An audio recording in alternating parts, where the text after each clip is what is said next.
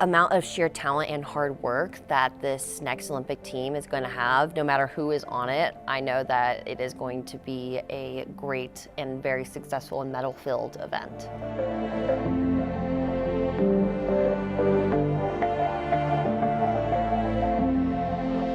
Last year was a breakthrough year for me, and I want to continue building on it. So as long as I keep healthy, keep happy, and keep training the way I have been, then I know that everything will work out, and hopefully I will be in Milan with some of my favorite people.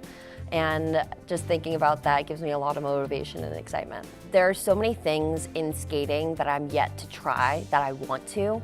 And I don't know how much longer I will be competing, since being 25 and figure skating, ladies singles, it's like, oh, I'm a dinosaur. It's fine, I'm not. So there are so many things that I want to try that I'm having to wait. I'm like, okay, after this next season, I'll let myself try it. After this next season, I'll let myself try it, because it's just not worth the risk at this point. Right now, it's about consistency and improving upon what I already have. So going forward, it's just going to be about focusing on that rather than trying to accomplish something new.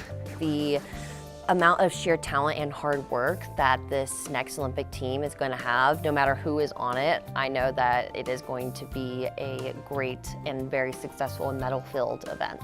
I love training here. I love the people around me, my community, my home, just everything has come together so well in my now adult life. Being here away from home, I'm still able to contact family or get home pretty quickly back to Texas if I need to. But being surrounded by the mountains and by just such Olympic spirit has been really motivating over these past 3 years. It has been a learning process for sure. It's really hard, especially as an individual athlete that performs. So it's not just like a downhill skier, it's you in the snow, it's you in the mountain. It's me and the thousands of people that are directly looking at me, that sometimes I'll make direct eye contact with, that I can't be making, I can't look angry unless that's what the program calls for. I have to look like I'm enjoying myself, even though I might have just fallen flat on my face. It is very different in figure skating than any other sport, in my opinion. So it can be very, very taxing mentally and emotionally, and I really think this last generation of skaters, especially after COVID when we were all so separated, we've really come together more and really supported each other, because we all understand how hard that pressure is to perform. So we've been able to really be there for each other and uplift each other. And then of course in figure skating there's the team event. Yes, we compete as individuals, but our scores tally up together, and that medals or whatever is on the line. So I think that, along with just over time, we've really come together as a community in figure skating, even though it is typically an individual sport, or maybe, you and one other person. Over the years, I've worked with sports psychologists. I have one that I've been working with for a couple of years now. She is like an idol to me, absolutely incredible. Want to grow up to be like her one day. And then over this last year, I started neurotherapy, because in figure skating, you might not think it, but we do bonk our noggins sometimes, which leads to concussions. And that had been affecting me pretty significantly, and my psychologist recommended neurotherapy, and I've been going to a place local in the Springs, and it has helped tremendously in not just skating but my everyday life. What is that one? What do you do with neurotherapy? I'd look it up on your own time, but it is pretty interesting. It follows your neurons firing, your brain activity, your heart rate, factors in all those types of things, and you are able to, it's almost like a dog clicker like training thing. It teaches your brain to either calm down, speed up, whatever it might need to do, because it's not just for athletes. There are people with Alzheimer's or Parkinson's that use it, and it really does help. So there are many, many things that it can impact, but for me it has been from brain injury in the past, just healing from that. You are not defined by your results, by your training, especially for young athletes. Growing up, my worth was determined on how well I trained that day. And that is just not accurate at all. This is something that you started because you love it, because you enjoy it. And if you're not enjoying it, what even is the point of success? It's worthless, in my opinion. So to be able to really step back and realize why you love it and what is important about it and why it matters to you, rather than trying to do things to please others. Because I feel like that is something that stems from within ourselves, we try and please others and make others happy, and then that leads to perfectionism and self-criticism, and then it becomes internal because you're trying to please other people. So really just take a step back and enjoy yourself and base your own worth off of what's important, not just a skill or activity that you enjoy to do. Yeah, I have many nerdy little hobbies I enjoy. And I've been able to bond with people over them, which has been a really fun thing to see. I want to make sure that we continue moving forward as a community, not just the LGBTQ community, but also as just an inclusive society in both figure skating and just everyday life. I want to continue to move that forward rather than take steps back, which is what I'm seeing nowadays. So I try and use the small platform that I had to encourage people to be more accepting and more loving, because we're all just human. We're all just here on this earth, and we need to enjoy our time here. And why be hateful when you can just be loving? I'm very grateful. I've won the first 2 competitions I've competed in this season, and I hope to keep the streak going.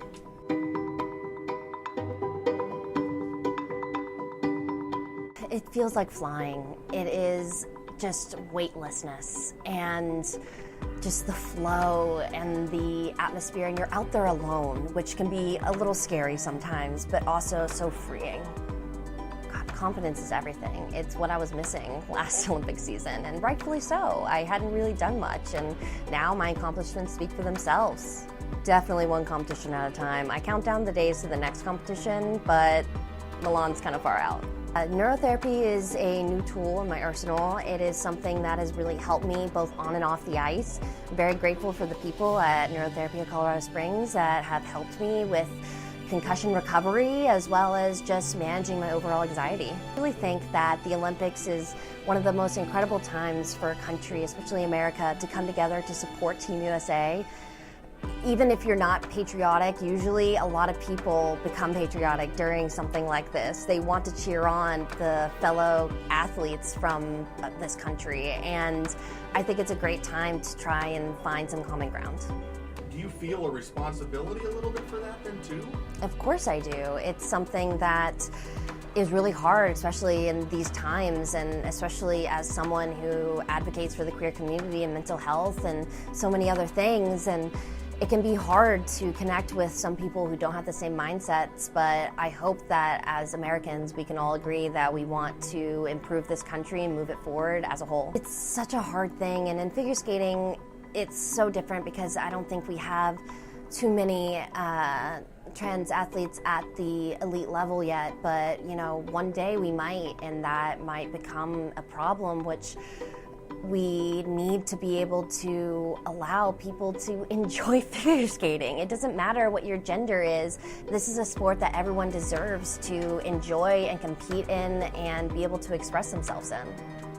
It's not like swimming or track where a lot of people do it. It's a very niche sport, so we haven't had any challenges in this, but if there ever were, then I think it's something that people deserve to participate in regardless of their gender identity. What I didn't know in our past interviews is your hobby of magic.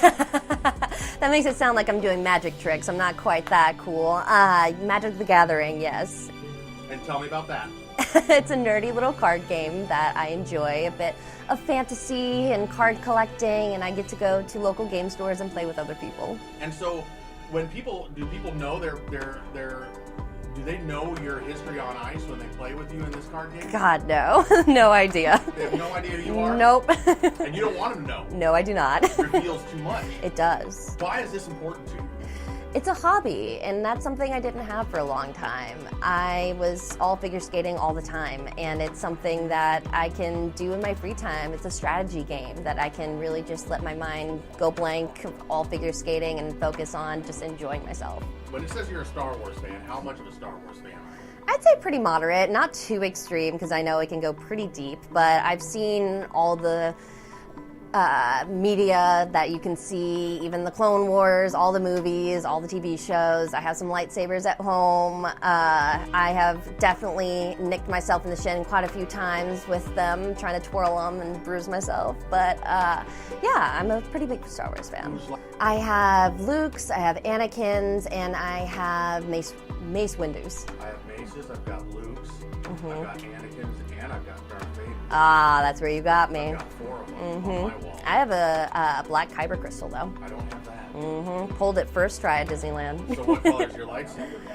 It ends up being red, but I haven't put that one in yet. I haven't bled the crystal, I promise. You're a red lightsaber. I guess I am. Yeah. All right. There's nothing wrong with that. No, it's Embrace okay. it. Yeah. So.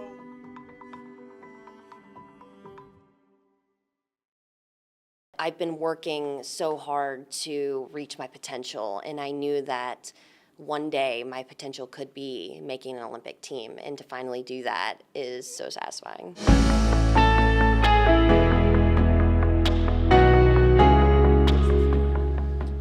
Exhaustion, excitement for sure, and I'm just eager to get home to train. How does this moment compare to maybe Olympic dreams you had as a kid thinking about this moment?